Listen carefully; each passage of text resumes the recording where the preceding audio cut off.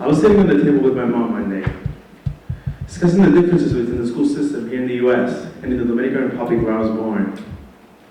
I was describing one of my classes, and my mom all of a sudden asked, "Where's your teacher from?"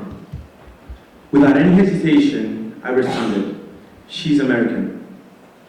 I had no clue where she came from, or her background was, but she was white with blonde hair, so I automatically labeled her American in my mind. Over the course of the following weeks, I thought a lot about this assumption. I then realized that I had maybe not made the correct one. But I was also curious. What do other people think it meant to be American? So I began to ask my friends and peers, did they consider themselves Americans? And if so, why? I asked friends from different nationalities, I asked friends from different cultures, and friends who all different religious beliefs. And I heard the following. From a Puerto Rican friend, quote, "I do not consider myself American because I wasn't born in America, neither were my ancestors." Now, he was technically born in US soil, born and raised in Puerto Rico before moving to Massachusetts a few years ago. My friend also has beautiful green eyes and light skin. But why did he consider himself American? Was it his name, his heritage?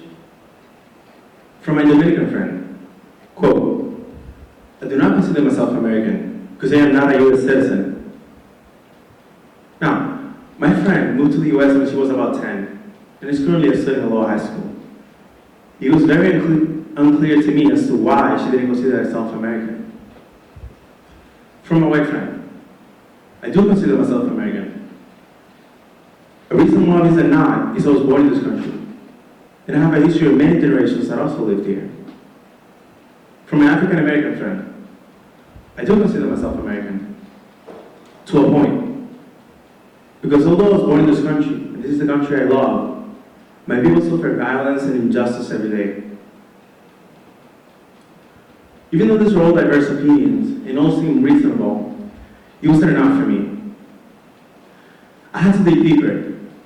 I needed to discover and deeply understand the true definition of what it meant to be American. Last semester, I was one of the very lucky 20 students to be part of the Seminar on American Diversity, course in which we dove into the history of America. History like the Civil Rights Movement, the Gay Rights Movement, and the fight for suffrage. We analyzed Supreme Court cases like Loving v. Virginia and Obergefell v. Hodge. We also studied the painful history of slavery and how it then evolved into segregation and then into mass incarceration today. But one of the many great things we did in this course was to write a book. A book called We're America. And the purpose of this book was to try to understand what it meant to be American. And we did this by exploring and telling our own stories. Now these are stories that represent everyday Americans. People who work hard for a better life. People who overcome. People who struggle. People who seek love, freedom, and acceptance. People like you, and people like me. In this book, we have stories like Yusuf's, who was born in Iraq during the US war. Before moving to Lowell, Yusuf lived through hunger, danger, and poverty. But still, all those hardships don't hold him back. They give him strength to push forward. There are stories like Mariama's, which shows the courage it took to collect the 6 required letters to be able to wear the hijab in AFJROTC. Mariama also became the first person in our school to wear the hijab in AFJROTC. There are stories like Julia's, who shares how in the first week of school, as she was walking home and got off the bus, she was hit by a car and was in a coma for almost a week. After this, Julia had to learn how to walk again. There are stories like Elise, about her father being absent most of her life. And after believing for many years that her father never cared, she comes to realize that her father truly loves her and regrets being away. We also have stories like Diane's. Born in a refugee camp in Zambia, Diane describes not belonging to any country. She then talks about coming to the US and finally having a place to call home. Our hope and our goal for this book and these stories was to help create a conversation about our diversity, about the richness and complexity of their stories that make up what it means to be American. We hope to help educate members of our community, especially our peers and other young people, about the importance of creating a safe place where we all belong. In our country, too often people of color, members of the LGBTQ community, immigrants, those with disabilities, and other groups feel left out of America, far from home, in their own home. I now think back to that conversation I had with my mom. And though I no longer believe that the color of your skin dictates if you're American or not, for a long time I did.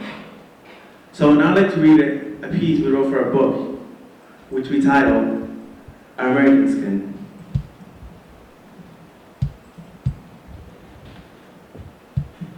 It reads, my skin color is like brandy with dark chocolate, Oreos with a side of low-fat chocolate milk.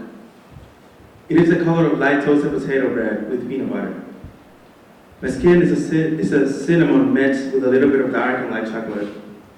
My skin is the color of people in Brazil, called type of French bread, a little jellish, but also white. I am the color of my two rivers back in Iraq, and the color of my grandpa in the midst of my mom. I am the Caribbean. My skin color is a mix of black and Caribbean, like the colors of mangú, sancocho, and asopado. My skin also has shades of guaguancó and bachata. Our message. Our message is one of inclusion, love, and equality. That all of our stories, our experiences, and our diversity from the richness of America. Thank you.